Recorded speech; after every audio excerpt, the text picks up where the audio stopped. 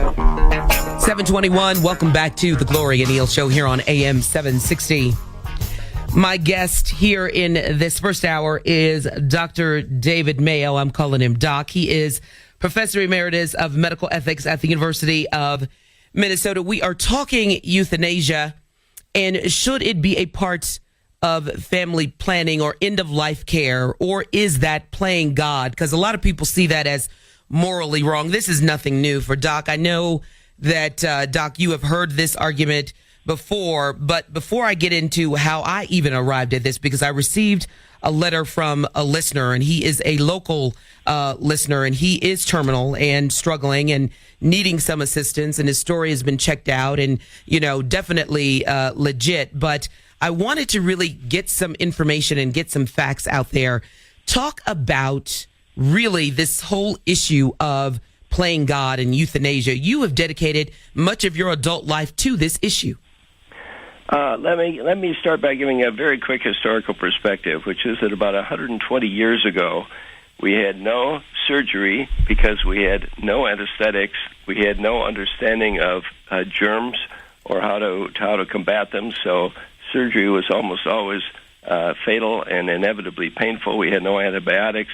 You can think of the litany of things in the 20th century that have come along. At that time, prevailing ethics of medicine was, one, always do everything you possibly can to preserve life, and two, don't tell the patient what you're going to do. He puts it in your hands. There have been huge changes in the 20th century. The two key changes are, one, that patients' rights have come to the surface. Patients are now legally entitled to know what's going on and to authorize or refuse treatments as they wish. So no treatment can be administered without the permission of the patient or their proxy. Second, medical progress has gotten to the point that we no longer die quickly of heart attacks or infections, but more and more deaths are long and prolonged. Mm-hmm. And along with this, there has been a change in ethical thinking, which is all summed up in the notion of the advance directive. People are now encouraged, indeed by the federal government, to indicate how much treatment they want at the end of life. So there's been a huge move in the direction of patients deciding what they want at the end. But legally, this has gone so far as their right to refuse treatment.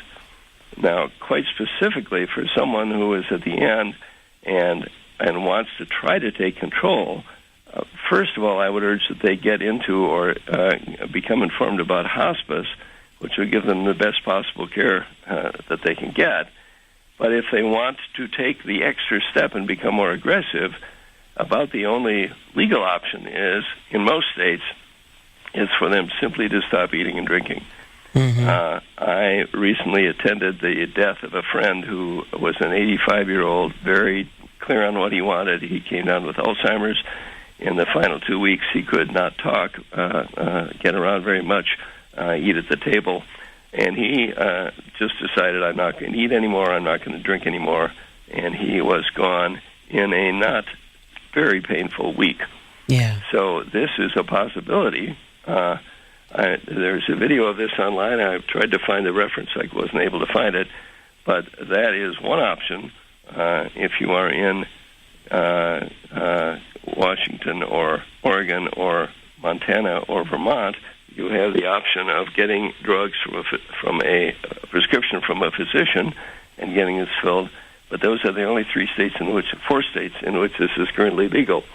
Well, does that help a bit? Yes. That a running start? No, that is a very good running start. What do you say to those folks who say, you know what, for those individuals who, and there are a lot of them who feel like this is like playing God, that you shouldn't be in a position to take your own life, that you should not, you should go naturally. What do you say to those?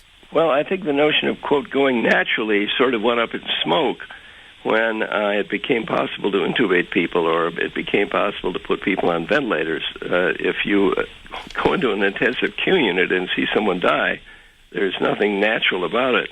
It seems to me that is a religious conviction, and religious people are perfectly entitled to pursue their lives in any way they want, but it doesn't seem to me they're entitled to pass it into law. Now, there was recently an initiative that DDNC was enthusiastic about in Massachusetts, which would have passed an Oregon-style right-to-die law. We lost that by 2 points. We were outspent 5-1, and nearly all of that money was traceable to religious sources. So the church or the churches are about the only ones anymore who are saying you mustn't do this because you're playing God. The argument which cuts more ice politically these days is the idea that people will be bullied, abused. There are vulnerable people who will be taken advantage of. We have to protect the vulnerable. How can you be sure this person really wanted to die? But that, of course, applies to the current practice. That is, if someone is very ill and the question as to whether intubate comes up or not, that decision is going to be made by a relative. Right. What goes on in Oregon puts the pills in the hands of the patient. The patient's only going to take those pills if they want to. And the people who get these pills, and the gentleman you referred to, I suspect, would be the first in line if it were illegal in Colorado. Absolutely. Is not going to be bullied into taking those pills. No, as a matter of fact. Who are aggressive enough to pursue this are people who know what they want and who act accordingly.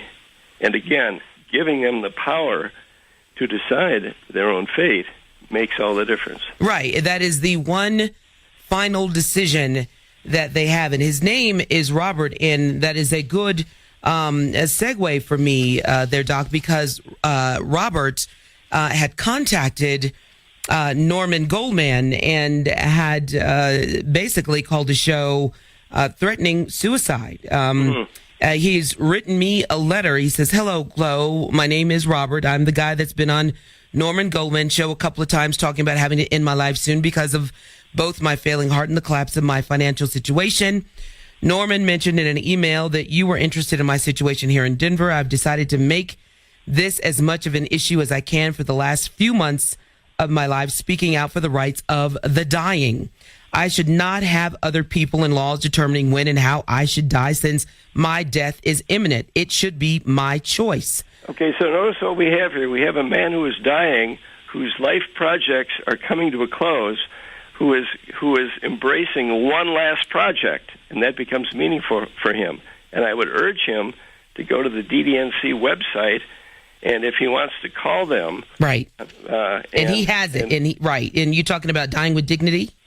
Death with Dignity National Center. It doesn't roll off the tongue. DDNC. Yes, and he's got that. And we have a link on our website for that website at am760.net. He has also set up a Facebook page with his name tied to that website. He also has a PayPal account. We have checked him out. It is legitimate. We've checked out the Death with Dignity folks to make sure everything is right. It is an excellent center to make sure everything is legitimate, that he is not scamming and trying to. He is really saying, you know what? I am dying. I know it. I am not employable for the next, 5 months, if I even make it that long.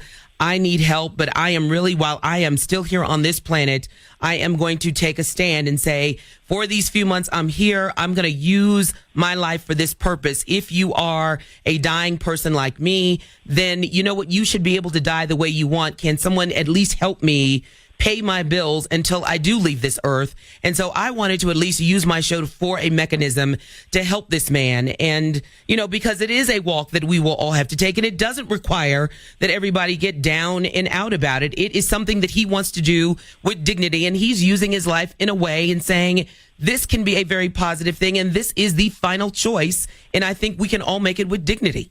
Right. If I can just jump back to our earlier discussion, I would also urge everybody to Google The Conversation Project, because, of course, some people want to be kept alive as long as possible. Some people do feel that, life is a gift of God, and every second of it must be preserved, even if that means you spend months intubated, whatever. They are entitled to that choice. And so living wills and advance directives aren't just about saying, I don't want to be kept alive. They're about saying whatever it is you want, and that could be anywhere on the spectrum.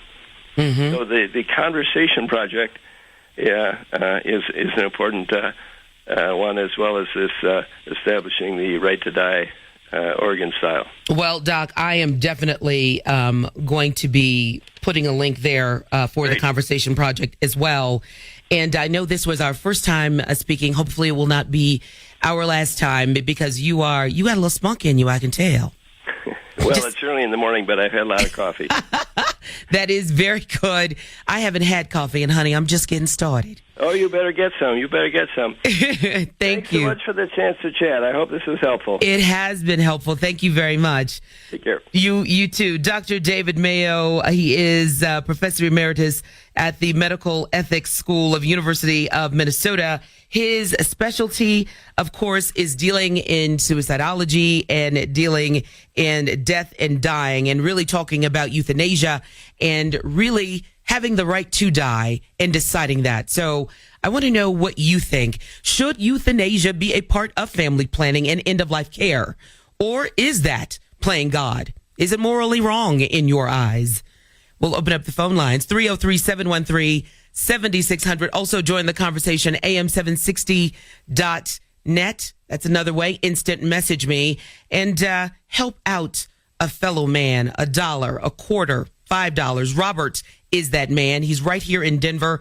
Called Norman Goldman, wrote me a letter, very heartfelt letter. I'll finish reading that letter to you on the other side of this break. He is dying. He needs your help. Back in a moment on The Glow Show.